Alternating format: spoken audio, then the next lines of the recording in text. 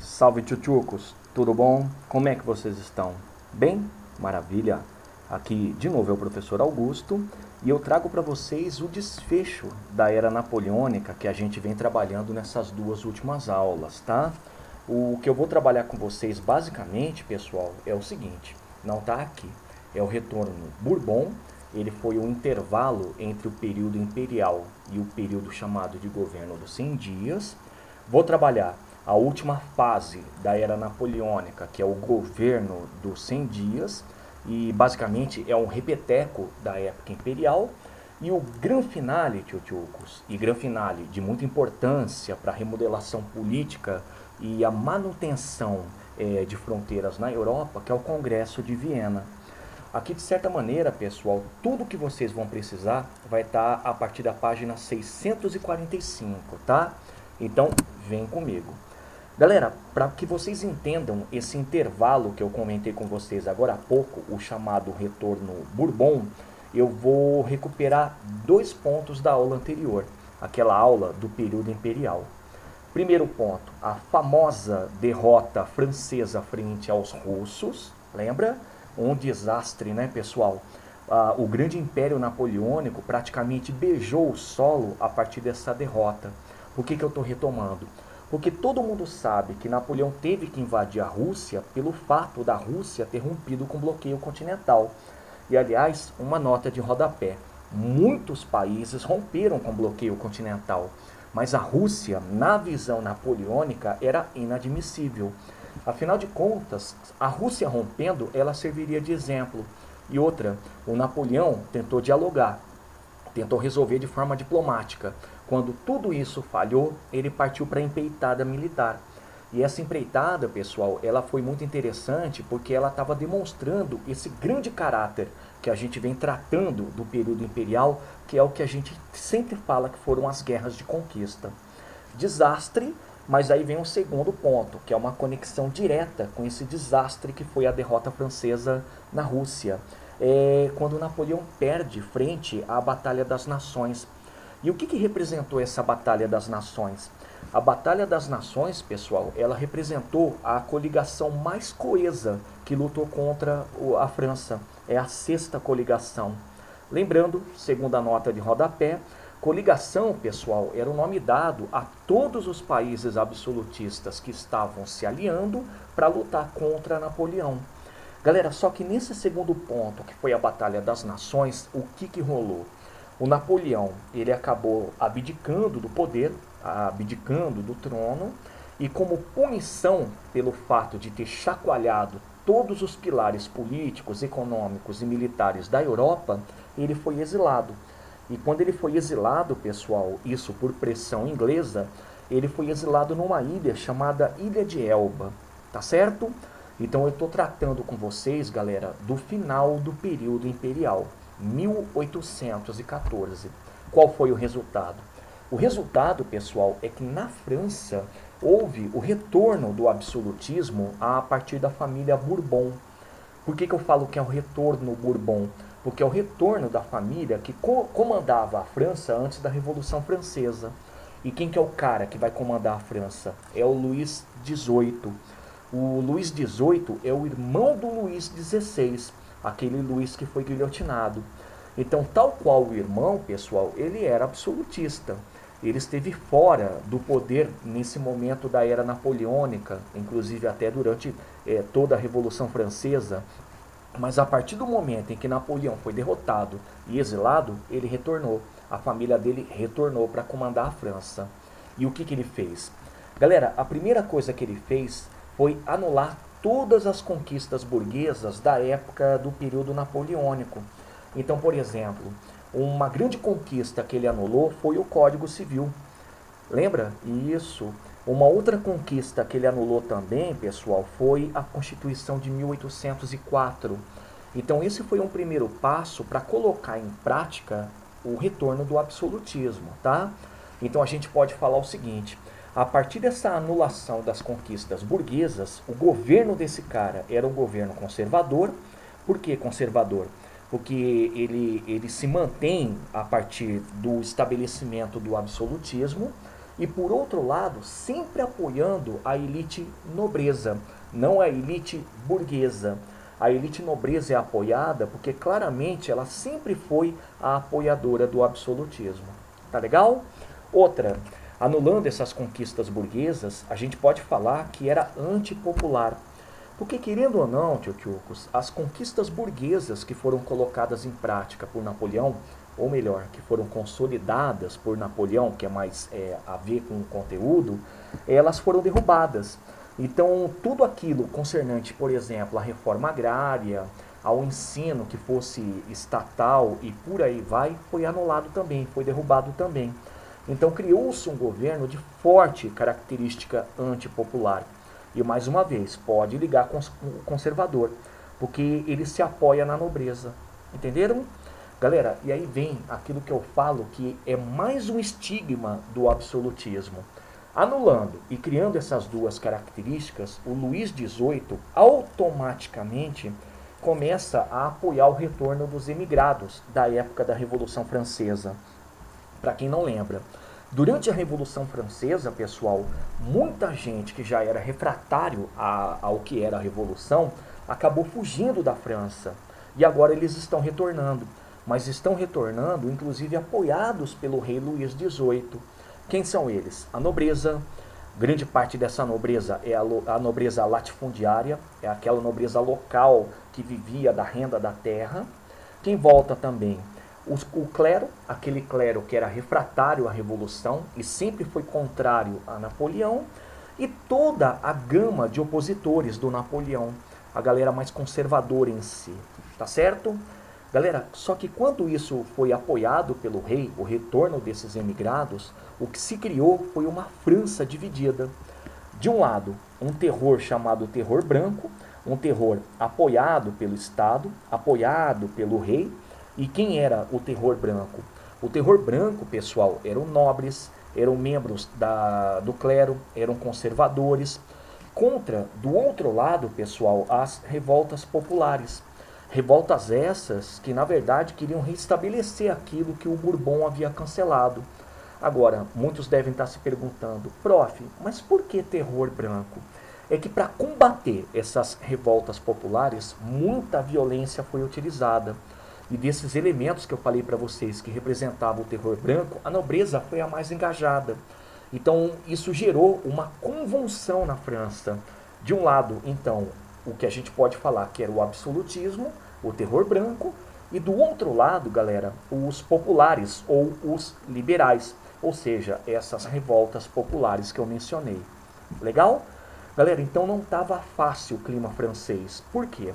Porque a gente percebe que tudo isso, na verdade, era uma representação daquilo que é o desarranjo político. E para piorar, a economia francesa ia de mal a pior. Afinal de contas, foram muitos anos de era napoleônica, mais alguns dentro dessa era napoleônica de guerras, as famosas guerras napoleônicas, e nesse momento, esse desarranjo só contribuiu para piorar a situação econômica. Joia? Enquanto isso, o que acontecia? Acontecia que na ilha de Elba, pessoal, o Napoleão recebia essas informações que estavam rolando. E por isso ele opta, pessoal, pela fuga. E é muito legal, por quê? Olha só que coisa louca. Tinha um jornal estatal chamado O Monitor, que nesse momento do retorno Bourbon, ele fazia matérias que exaltavam o retorno do absolutismo e detonavam a figura do Napoleão. E o jornal é interessante porque ficou sabendo da fuga do Napoleão e começou lançando matérias diárias, sempre com o título mais ou menos assim: O grande monstro fugiu da ilha de Elba. Aí no dia seguinte, o grande dragão está no território francês. No outro dia, o tigre avança a passos largos sobre Paris. Mais um dia, o jornal dizia: Napoleão jamais voltará ao trono. E quando Napoleão conseguiu entrar em Paris, ser aclamado pela população e receber o apoio do exército, a matéria do jornal daquele dia era: O nosso querido imperador retornou. É muito louco isso, né? Está demonstrando, pessoal, o quanto as notícias eram muito voláteis, tá? E o quanto, lógico, quando se trata de um jornal estatal, ele exprime aquilo que é o próprio Estado. Então, enquanto os Bourbons estavam no poder nessa época, o jornal era claramente absolutista. E quando Napoleão retorna e consegue mais uma vez entrar em Paris e se colocar como comandante francês, o jornal já se torna pró-napoleônico. Pessoal, e o que aconteceu? O Napoleão, quando entrou em Paris e recebeu esse apoio todo que eu comentei com vocês, ele tentou mais uma vez restabelecer a época imperial no governo que ficou conhecido na história como o governo dos 100 dias. Ele equivale basicamente aos 100 primeiros dias do ano de 1815, tá? E o que aconteceu? Como eu falei para vocês que isso era um retorno do Império Napoleônico, a primeira coisa que foi colocada em prática foi a política expansionista, né? Então Napoleão reuniu de novo o exército francês e partiu para conquistas. Então, nesse exato momento, o que aconteceu foi a organização da Grande Coligação. Essa Grande Coligação, que seria a 7ª coligação, pessoal, ela reuniu, de novo, países absolutistas contrários a Napoleão, sempre liderados pela Inglaterra, até porque a gente sabe que a Inglaterra sempre foi contrária a Napoleão e ao fortalecimento francês, e o resultado todo mundo sabe. Num vilarejo belga chamado Waterloo, o Napoleão foi derrotado por essa grande coligação, foi aprisionado, e para impedir que houvesse de novo esse reestabelecimento de uma nova norma imperial por parte do Napoleão, ele foi exilado. Mas, prof, ele já tinha sido exilado, não funcionou. Galera, só que esse segundo exílio vai acontecer numa ilha chamada Ilha de Santa Helena. Ao contrário da ilha de Elba, que ficava ali no Mediterrâneo, ficava a um pulinho da costa francesa, a ilha de Elba, ela ficava do outro lado, lá na costa do Atlântico, na África. Muito louco, né? Então essa ilha ela ficava muito distante da França. Não tinha como Napoleão fugir e muito menos não tinha como Napoleão conseguir fazer algum tipo de angariamento de apoio. Tá certo? E aí qual que é o triste fim do Policarpo Quaresma? Não que isso já não fosse um triste fim do Policarpo Quaresma. Mas o grande triste fim, galera, é o retorno da monarquia francesa. Porém, anotem, monarquia de caráter absolutista. Tá joia? Vamos olhar o desfecho? O grande finale? Galera, o grande finale não é só a morte do Napoleão e o retorno do absolutismo francês, mas ao que se seguiu, que é chamado de Congresso de Viena. O que foi? Um resumão para vocês. O Congresso de Viena, ele foi um congresso que reuniu todos os vencedores de Napoleão, todos aqueles que nós chamamos de países da coligação, e o grande objetivo era remodelar o mapa e a política europeia, tá certo? Mas olha só que coisa interessante. Reparem que o Congresso de Viena aconteceu na capital da Áustria, Viena, né? E por quê? Porque a Áustria, pessoal, além de ser uma nação muito central, de ficar ali na região central da Europa, foi o país que mais resistiu às invasões napoleônicas, àquela época do Império chamado de Guerras Napoleônicas. E por outro lado, naquele momento, pessoal, a Áustria tinha o maior exército continental. Beleza? Outra coisa interessante.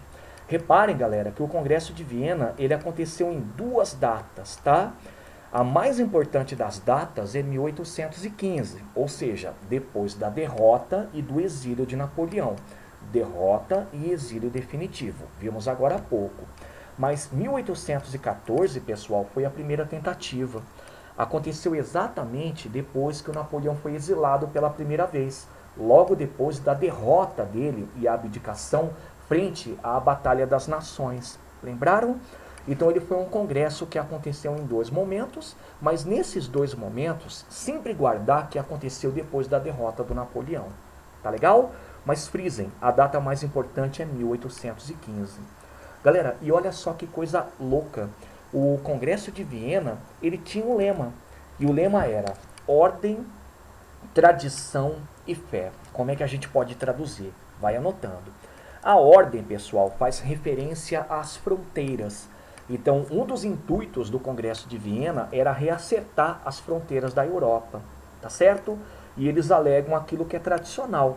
A única coisa que confere uma ordem dentro de qualquer continente são as fronteiras. Joia? Tradição. Anotem aí. Tradição, pessoal, significa que é um apontamento ao absolutismo. Exceto a Inglaterra, pelo amor de Deus, pessoal, todo o restante da Europa era absolutista. Então, era por tradição que o absolutismo retornasse como política imperial. Quando eu digo imperial, é quem impera, tá? Dentro do continente europeu. Fechou? E a fé, pessoal, que é uma coisa muito interessante, significa cristianismo. Significa que as nações que participaram desse congresso, assim como boa parte da Europa, 99%, adotariam o cristianismo de forma muito fiel e como sempre fora. Então a fé faz um apontamento à manutenção do cristianismo, que sempre foi a religião oficial dentro da Europa. Tá legal? Olha só quem que participou, você já sabe. A priori, pessoal, os caras que participaram do Congresso de Viena foram aqueles que foram os grandes líderes da coligação. A Áustria, a principal, a Inglaterra, a articuladora, a Rússia, aquela que causou o maior problema para a França, e a Prússia, que mais tarde a gente vai chamar de Alemanha, tá? Mas reparem, quem foi convidada depois de uma certa pressão foi a França. E por quê? Porque a França, pessoal, que foi o grande problema do período tanto da Revolução Francesa como da era napoleônica, agora era absolutista. Então ela foi convidada porque ela era ainda um dos pilares do poder absolutista dentro da Europa. Fechou? Então vamos lá, aquilo que é prático. Pessoal, o Congresso de Viena, com todos esses elementos que eu estou mostrando para vocês, primeiro, ele se esmerou muito para reorganizar o mapa da Europa. E pode colocar que quando eu falo de mapa da Europa, eu falo fundamentalmente das fronteiras, tá? Respeitando no máximo, de novo, respeitando no máximo aquilo que era importante para cada país que era basicamente participante do Congresso. Então os mapas que foram reorganizados, eles foram importantes para a Áustria, para a Inglaterra, para a Rússia e para a Prússia, tá? A França, ela praticamente não teve território original tocado. Boa, boa. Segundo objetivo, tchutchucos, era reconduzir todas as monarquias ao poder. Só que quando eu falo de reconduzir as monarquias ao poder, eu falo daquelas monarquias que caíram com as invasões napoleônicas, tá? Só que agora pode completar. Essas monarquias retornariam e trariam de volta aquilo que era a política antes de tudo isso. É a política absolutista. Beleza? Então, com esses objetivos, pessoal, olha só o que aconteceu. Foram criados, num documento chamado Tratado de Viena, 3 princípios. Eram princípios que iriam nortear a Europa a partir do Congresso. Quais são eles? O princípio da legitimidade, é o princípio do retorno das fronteiras ao momento anterior à Revolução Francesa. E para vocês entenderem, dá uma olhada nesse mapa aqui, pessoal. Essa é a Europa pós-Congresso de Viena, tá? Porém, para entender esse mapa pós-Congresso de Viena, aquele papo que eu tratei agora com vocês, que é o retorno das fronteiras, olha como é que ele era. Diferente, né? Galera, esse mapa agora é o mapa da Europa na era napoleônica, no período das conquistas napoleônicas. Vocês conseguem perceber que as fronteiras elas foram totalmente desajustadas? Vocês conseguem perceber que o mapa da Europa está totalmente bagunçado? Então reparem, mapa depois do Congresso, organização, retorno das fronteiras, mapa na era napoleônica. Então havia uma necessidade, e isso foi colocado como princípio, de você restabelecer esses mapas, tá certo? Então, de novo, pessoal, coloquem aí. O primeiro grande princípio norteador e marco do Congresso de Viena é o princípio da legitimidade, tá certo? Outro princípio, pessoal, é o princípio da restauração.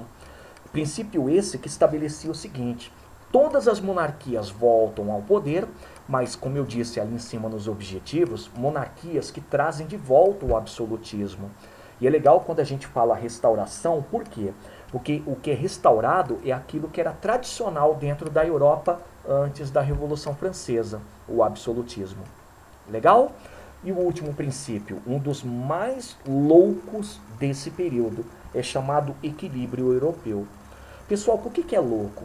Porque o equilíbrio europeu, ele meio que estabelecia que dentro da Europa, todos os países eles tinham que ter o mesmo padrão político, o mesmo padrão econômico e um padrão territorial.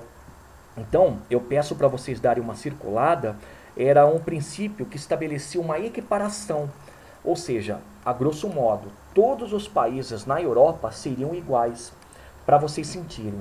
Esse equilíbrio europeu, ele distribuiu terras entre os países, e essas terras que foram distribuídas ou redistribuídas, elas foram mais para tentar aplacar o desgaste do país querer território e por isso brigar por. Esse equilíbrio, ele meio que fez com que populações fossem remanejadas para que cada país tivesse uma mesma quantidade populacional, ou equivalente. E o mais interessante, pessoal, com essa redistribuição de terra e ao mesmo tempo de população, os países eles teriam, entre aspas, um igual desenvolvimento econômico. Então perceberam? O equilíbrio europeu, pessoal, ele pode ser resumido numa frase.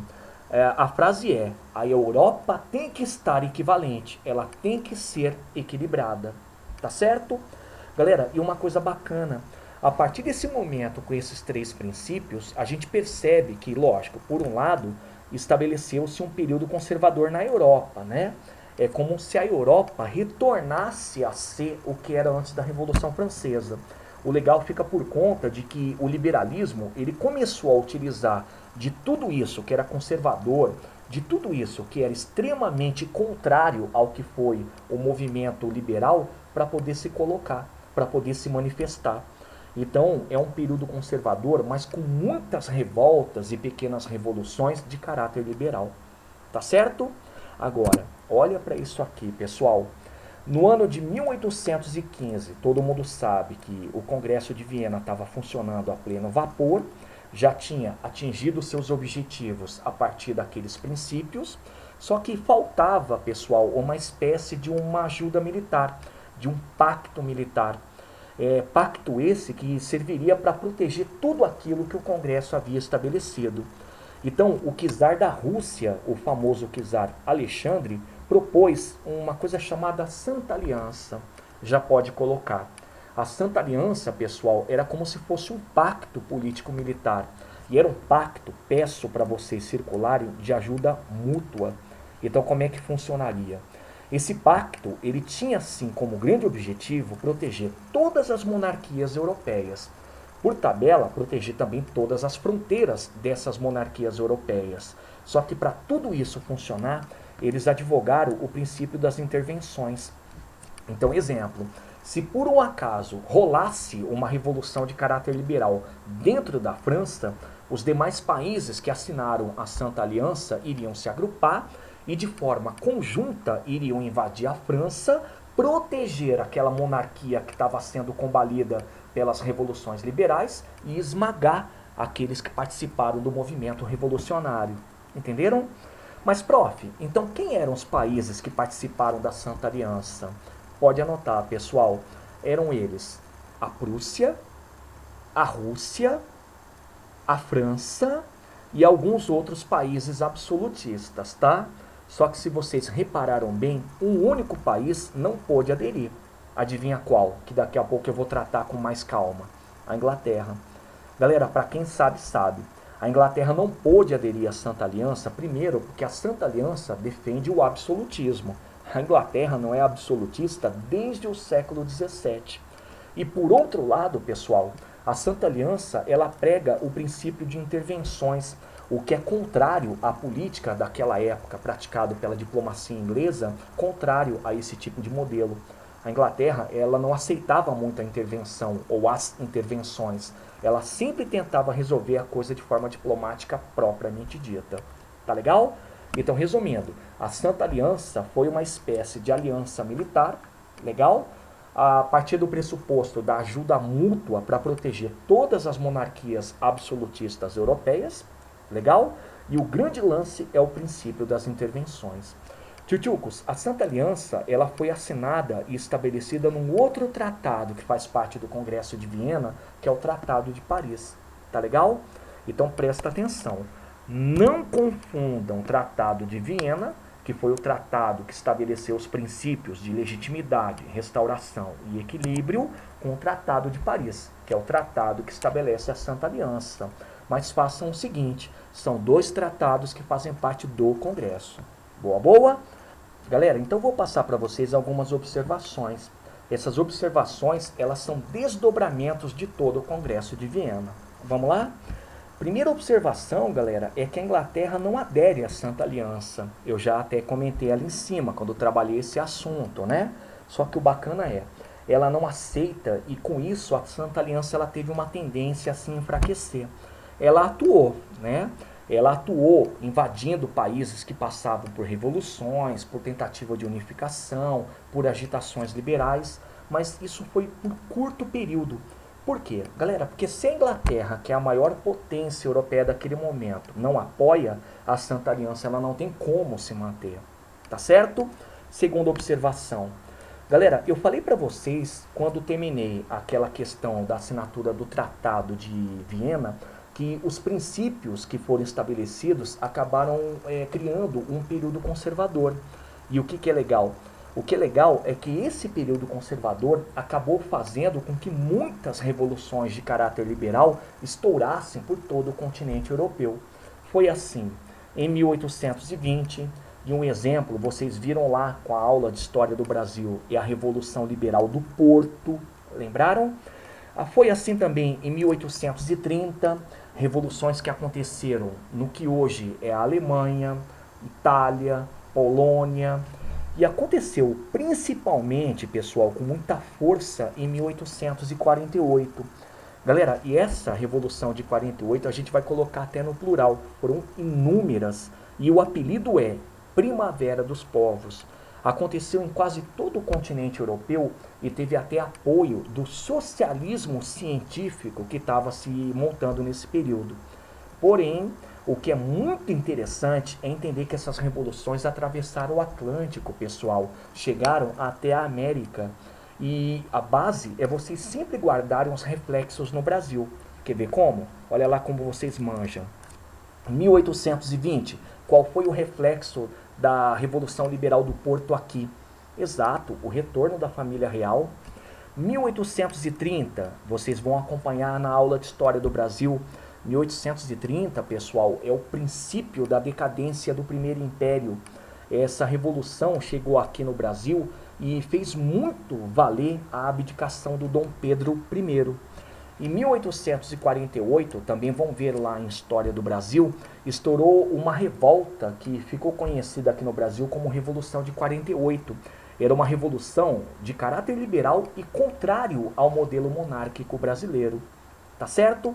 Então é uma observação interessante mostrar para vocês que essas revoluções, além de terem sido refratárias ao que foi o conservadorismo pós-Congresso de Viena, elas tiveram um caráter quase que global. Elas foram para outros locais fora a Europa. Fechou? E para finalizar, pessoal, uma última observação que eu faço é a nação norte-americana, que nesse período passava por todo o seu processo de expansão territorial, criando a doutrina Monroe. Lembra? Exato. Foi criado pelo presidente James Monroe em 1823 e era basicamente uma reação ao princípio de restauração. Sabe por quê? Porque, por um lado, os norte-americanos não queriam a influência de nenhum país europeu aqui na América. Afinal de contas, lembra do lema da doutrina Monroe, a América é para os americanos.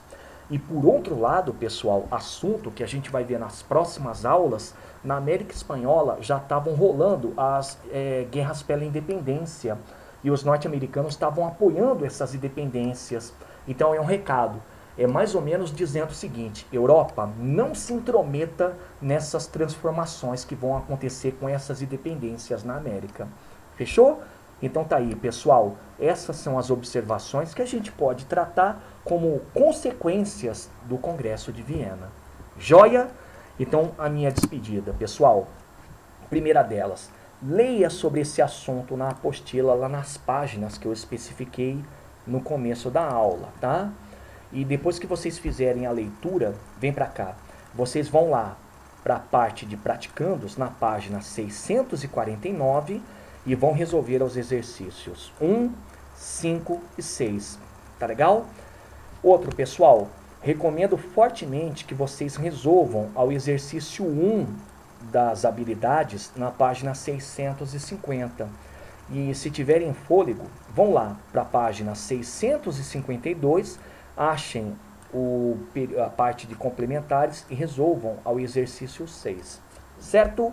Tchutchucos, conteúdo dado. Qualquer problema depois disso tudo, se vocês tiverem dúvidas, me procurem no Google Classroom. Tá certo? Então, um forte abraço. Até a próxima.